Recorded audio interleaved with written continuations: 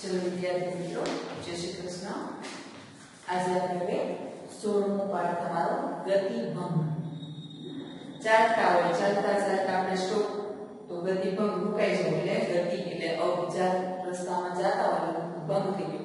અહીંયા શેનો ભંગ છે? અહીંયા આપણે શું તો કે દીકરી પર લેખકે લખ્યું છે કે દીકરીની યાદમાં મૃત્યુ પામેલી દીકરીની યાદમાં છે પોતે જે સ્મૃતિ પ્રદૂષ છે એને સતત ચાલે છે અને એમાં જે ભંગ આવે છે તારકા સરકારી સ્ટેશને જવા માટે એ ભંગ અહીંયા ગતિભંગ તરીકે લીધો છે।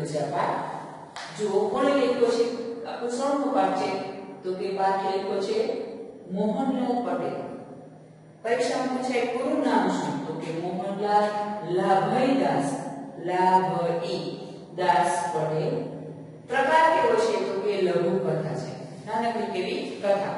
હવે ફરક શું હોય ટૂંકી વાર્તા અને લઘુ કથામાં? ફરક શું હોય તો કે ટૂંકી વાર્તા હોય એમાં કોઈ એક પ્રસંગ લીધો હોય, આખો એક પ્રસંગ લઈ લીધો હોય આખો એ ટૂંકી વાર્તા કહેવાય। જ્યારે લઘુ કથા કેને કહેવાય? તો કે માત્ર એક ક્ષણ એક પળ એવી લીધી હોય, એક ક્ષણ લીધી હોય એના વિશેની પછી યાદમાં જે નાયિકાને અહીંયા વાત કરી છે એને કહેવાય લઘુ કથા।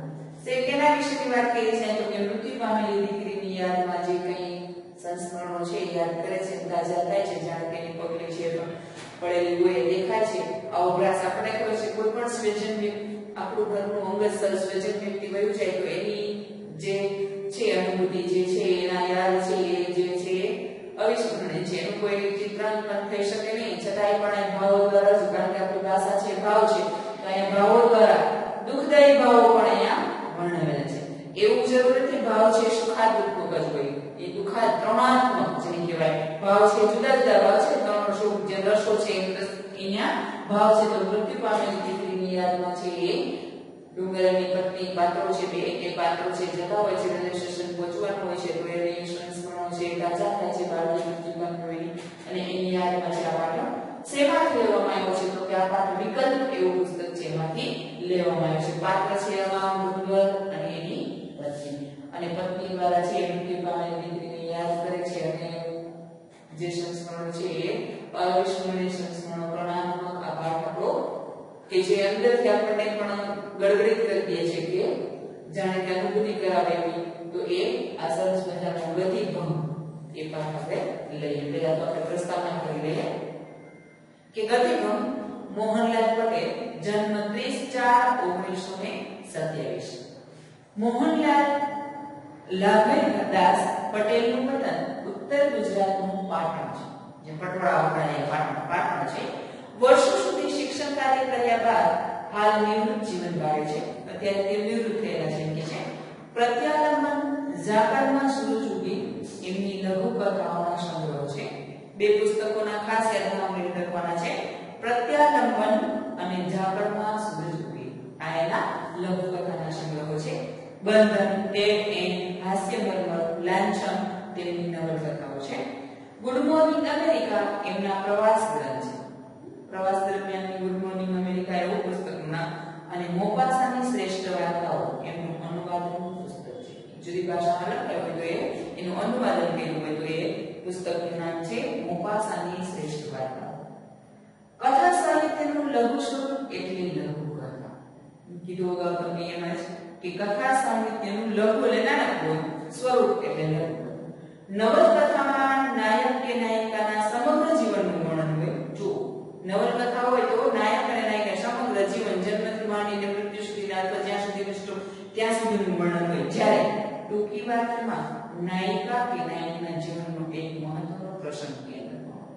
પ્રકાર દર્શાવીને નવલકથા, લઘુકથા અને ટૂંકી વાર્તા ત્રણેય અહીંયા ભેદ બતાવેલી હોય।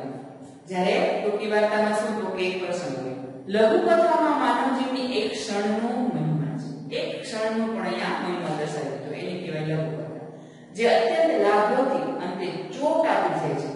ગતિભંગ લઘુકથાની શરૂઆતમાં ગાડી પકડવા ઉતાળે પગલે જતા ડુંગર અને એની પત્નીનું ચિત્ર છે। પત્ની વારે વારે પાછળ ફરીને કશુંક શોધી રહી છે। વાર્તાને અંતે કણાક શહર ચોટ છે, માતાને ચાલતા ચાલતા પોતાની પાછળ મૃત્યુ પામેલી દીકરીના પગલાની છાપ દેખાય છે।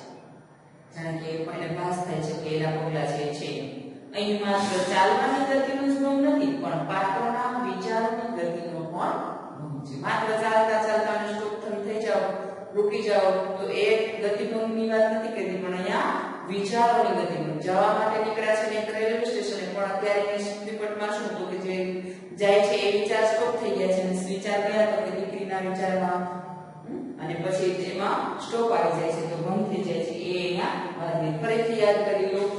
ગતિભંગ પાઠનું નામ, એના લેખક મોહનલાલ પટેલ, એનું પૂરું નામ તો કે મોહનલાલ લાલભાઈદાસ પટેલ. પ્રકાર કયો તો કે લઘુ કથા. શેમાંથી લેવામાં આવ્યું તો કે વિગતમાંથી. પાત્રો કયા કયા છે તો કે ડુંગર, પત્ની અને એની દીકરી. દીકરીનું નામ યાદ આપેલું નથી, માત્ર દીકરી શબ્દ ઉપયોગ કરેલો છે. દીકરી કયો એટલે ઘણું બધું આવી ગયું. પછી મૃત્યુ પામેલી દીકરીની યાદમાં લખાયેલું છે. સરસ મજાનું આ ક્રમાંકક જેને કહેવાય એ આ ગતિભંગ પાઠ આપણે ભણવાનું છે, જે આપણે આગળના લેક્ચરમાં